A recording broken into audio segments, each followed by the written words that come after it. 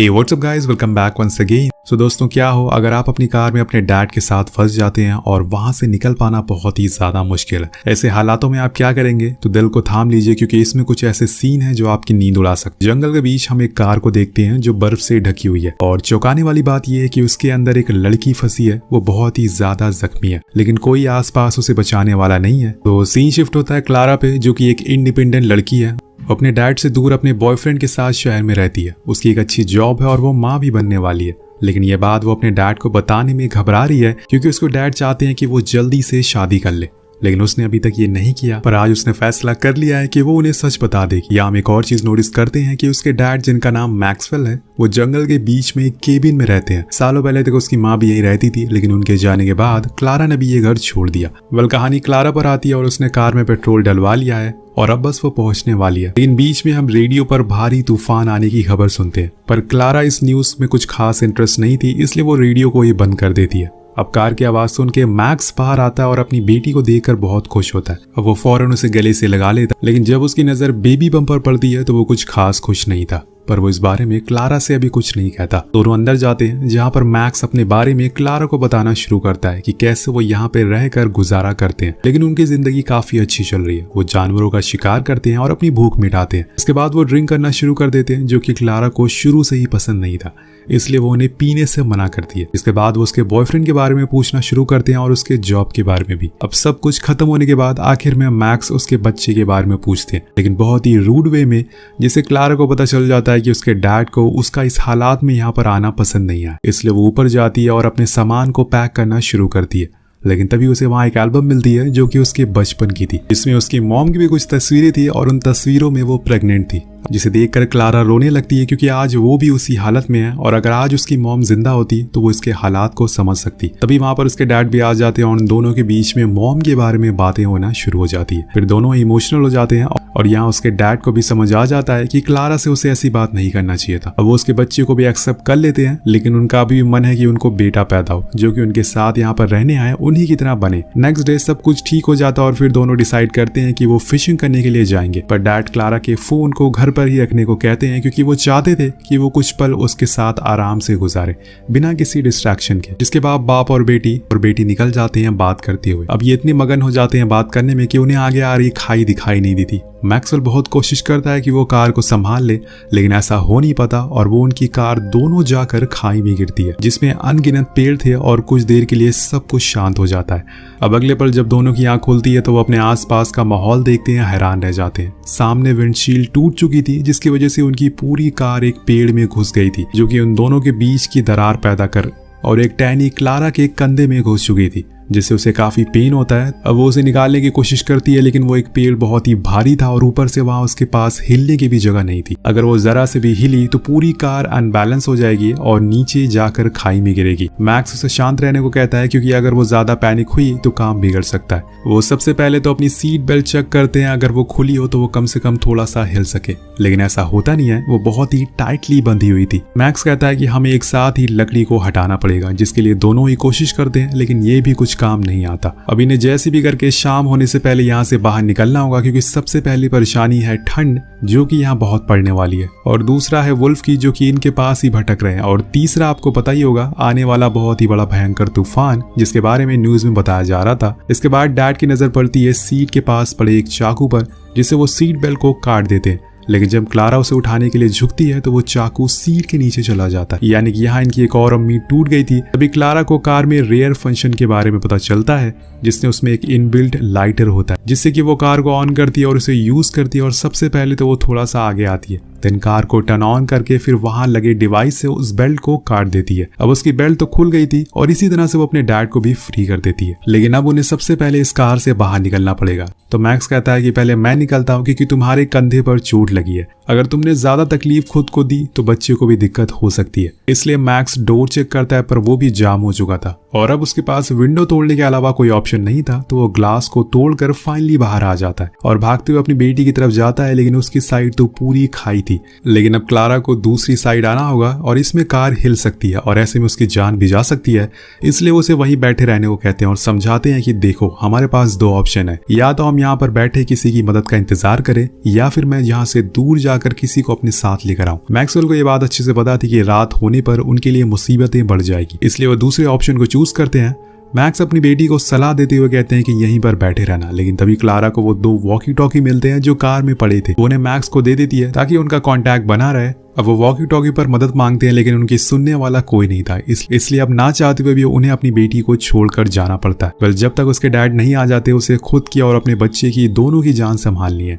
अब डैड के जाने के बाद क्लारा को खुद को सबसे पहले ठंड से बचना होगा और इसलिए वो कार के हीटर को ऑन करती है, जिससे उसे थोड़ी राहत तो मिल जाती है। लेकिन यहाँ उसके दिमाग में अभी भी बस अपने डैड का ही ख्याल आ रहा था, इसलिए वो उन्हें वॉकी टॉकी पर बात करने की कोशिश करती है। तो वो उनसे कहते हैं कि तुम तभी मुझे कोई मैसेज या फिर कॉन्टैक्ट करना जब तुम्हें कोई दिक्कत हो या फिर इमरजेंसी हो। ऐसे बार बार वॉकी टॉकी यूज मत करो वरना उसकी बैटरी खत्म हो जाएगी। और इसीलिए वो उसे बंद करके रख देती है और खुद का मूड ठीक करने के लिए कुछ गाने प्ले करने लगती है, जिससे कि उसे थोड़ा अच्छा फील होता है और कुछ घंटे ऐसे ही बीत जाते हैं। लेकिन एक समय आता है जब उसे भूख लगना शुरू हो जाती है, इसलिए वो कार में कुछ खाने का सामान ढूंढती है, जहां उसे एक बॉक्स मिलता है। उस बॉक्स के अंदर कुछ कीड़े थे जो कि मछली पकड़ने वाले थे और अब उसे यही खाना पड़ेगा। वो ज्यादा देर तक भूखी नहीं रह सकती। उसे अपने दिमाग में यह ख्याल रखना होगा कि उसके अंदर एक बच्चा भी है, जिसके लिए वो उन कीड़ों को खा लेती है, लेकिन उसे अपने गले से नीचे नहीं उतार पाती और वोमिटिंग कर देती है। ये इतना आसान नहीं था क्योंकि इससे पहले उसने ऐसी कोई चीज एक्सपीरियंस नहीं करी थी। अब कुछ देर वो चैन की सांस तो लेती है, लेकिन तभी उसे महसूस होता है अब दर्द बढ़ना शुरू हो जाता है, जिससे कि वो तेज तेज चीखती है। लेकिन तभी उसे एक भेड़िए की आवाज सुनाई देती है, जिसके बाद उसके मुंह से एक चीख भी नहीं निकलती। वहीं दूसरी ओर हम देखते हैं कि मैक्सवेल अभी भी चले जा रहा है और उसे अभी तक कोई ऐसी मदद नहीं मिली है जिसे लेकर वो क्लारा के पास जा सके। लेकिन उनके पैर अब जवाब दे चुके हैं, इसलिए वो फैसला करते हैं कि थोड़ी देर रुककर आराम करेंगे। लेकिन तभी उनकी नजर एक ग्रेव पर पड़ती है जो कि उनसे थोड़ी दूर पड़ी थी। अब उसे देखकर मैक्स को समझ आता है कि अगर वो यहाँ पर रुका तो उधर उसकी बेटी की जान जा सकती, इसलिए उसे अभी भी बस चलते रहना है जब तक कोई मदद ना मिले। लेकिन उसे ये जल्दी करना होगा क्योंकि तूफान अब बस आने वाला है। दूसरी तरफ क्लारा ने जैसे तैसे आज की रात गुजार दी थी, इसी उम्मीद में कि शायद उसके डैड ने किसी को ढूंढ लिया होगा, लेकिन ऐसा हुआ नहीं है। ऊपर से अब तूफान शुरू हो गया है, लेकिन यहाँ उसके साथ साथ अब क्लारा की दिक्कतें भी बढ़ती जा रही है। उसके पेट में अब दर्द होना शुरू हो चुका है, इसलिए वो अपने डैड को कनेक्ट करने की कोशिश करती है, लेकिन वो कुछ जवाब नहीं देते, जो कि उसकी परेशानी और बढ़ा देती है। अब वो कुछ कड़े फैसले लेती है। वो सबसे पहले तो खुद के कंधे पर घुसी हुई लकड़ी को बाहर निकालती है, जिससे उसे थोड़ी राहत मिलती है क्योंकि अब वो थोड़ा हिल डुल सकती थी। लेकिन तभी उसे कुछ और दिक्कतें आना शुरू हो जाती है, जिसके लिए वो तैयार नहीं थी। वो एक बार फिर अपने डैड को कनेक्ट करती है। इस बार हम मैक्सवेल को देखते हैं, लेकिन उसकी हालत अब बुरी हो चुकी थी। ठंड में उसका पूरा चेहरा जम चुका था, वो सही से चल नहीं पा रहा था और दूसरी चीज उसके मुंह से अब आवाज तक नहीं निकल रही थी। उसे सांस लेने में दिक्कत हो रही थी, जिस वजह से उन दोनों के बीच में कुछ बात नहीं हो पाती।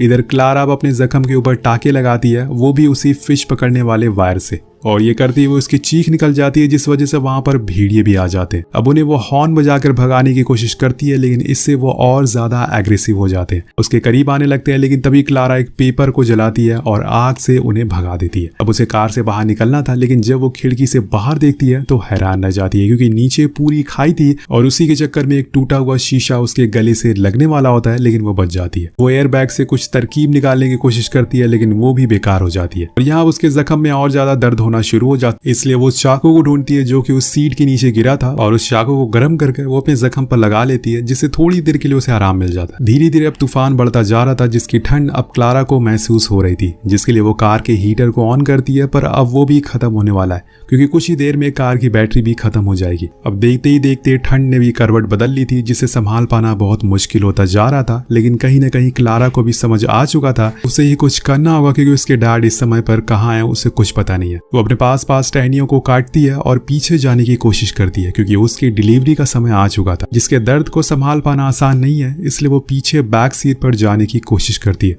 जिसमें वो कामयाब भी होती है, लेकिन इसी चक्कर में उसके शरीर पर कई हिस्सों में लकड़ी के टुकड़े चुभ जाते हैं और इसी में उसका एक कान भी कट जाता है, जिसकी वजह से उसे और दर्द होना शुरू हो गया था। इसलिए वो सबसे पहले अपने बैग को खोलती है और इसमें जितनी भी पेन किलर होती है वो उसे खा लेती है ताकि कम से कम थोड़ा दर्द से राहत तो मिल सके। इसी पल हम देखते हैं कि वहां पर एक वोडका की बोतल पड़ी हुई थी जो मे भी आगे जाकर उसके काम आ सकती है। इस पूरी सिचुएशन में एक चीज नोटिस करने वाली थी कि अब क्लारा धीरे धीरे करके अपना संतुलन खोती जा रही है। वो असल में क्या कर रही है उसे खुद भी कुछ समझ नहीं आ रहा है। वो फौरन उस वोडका की बोतल को पीकर आधा कर देती है और फिर अपने डैड को कनेक्ट करने की कोशिश करती है, लेकिन वो उसका कोई जवाब नहीं दे रहे थे। और तभी हम देखते हैं कि क्लारा से दर्द बर्दाश्त नहीं हो रहा, इसलिए वो खुद की डिलीवरी करनी होगी जिसमें उसे बहुत दर्द होता है। वो बीच बीच में वोडका की बोतल पीती है और फिर डिलीवरी करने लगती है। आखिर में वो अपने बच्चे को जन्म दे देती है, लेकिन वो बेहोश हो चुकी थी। जब उसकी आंख खुलती है तो उसके हाथ में उसकी बेटी थी। अब वो अपने डैड को कांटेक्ट करती है और बताती है कि मुझे बेटी हुई है। वो बहुत ही खुश थी, लेकिन वहीं हम मैक्स को देखते हैं जो अब इस दुनिया में नहीं रहे, खुद की जान बचा नहीं पाए और वहीं गिरकर मारे गए। उस समय के बाद वो फिर से डैड को कांटेक्ट करने की कोशिश करती है और इस बारी वो उसे बात करने लग जाते हैं। उसे ऐसा लगता है कि जैसे उसके डैड अभी भी जिंदा है। ये देखकर आपको थोड़ा सा पता चल गया होगा कि इस समय पे क्लारा की मानसिक संतुलन कैसा होता जा रहा है। अगले पल ही उसे ऐसा लगता है कि जैसे उसकी बेटी मर चुकी है। उसे सांस देने की कोशिश करती है, हर वो चीज करती है जिससे कि वो उसे जगा सके, लेकिन ऐसा हो नहीं पाता क्योंकि मरे हुए लोग वापस नहीं आते। इस चीज का असर उसके दिमाग पर बहुत ज्यादा होता है, जिस वजह से उसे ऐसा लगने लगता है कि उसके डैड अब कुछ ही दूरी पर है और वो किसी भी समय आ सकते हैं जिसके लिए उसे जिंदा रहना होगा। तो वो कुछ खाने के लिए ढूंढने लगती है और ऐसे में मिल जाती है उसकी बेटी, जिसे वो न्यूट्रिशन चॉकलेट समझकर खाने लगती है। और उसे इस बारे में कुछ पता नहीं था क्योंकि अब वो पूरी तरह से हिल चुकी थी। उसे कुछ समझ नहीं आ रहा था। तभी उसे ऐसा लगता है कि जैसे कि उसके डैड आ चुके हैं, लेकिन वहां असल में एक हेलीकॉप्टर उड़ रहा था जिसे देखने के लिए वो खिड़की से बाहर निकलती है और तभी एक शार्प बर्फ का टुकड़ा सीधा उसकी आंखों में घुस जाता है और उसी पल उसकी मौत हो जाती है। यानी कि यहाँ उसका भी अंत हो गया था। अभी तक सबको यही लग रहा था कि कम से कम क्लारा तो बच जाएगी, लेकिन ऐसा हुआ नहीं क्योंकि यही था कहानी का असली ट्विस्ट। वेल, आपको ये कहानी कैसी लगी नीचे कमेंट करके जरूर बताएगा। मिलते हैं आपसे अगली वीडियो में। Thank you so much watching.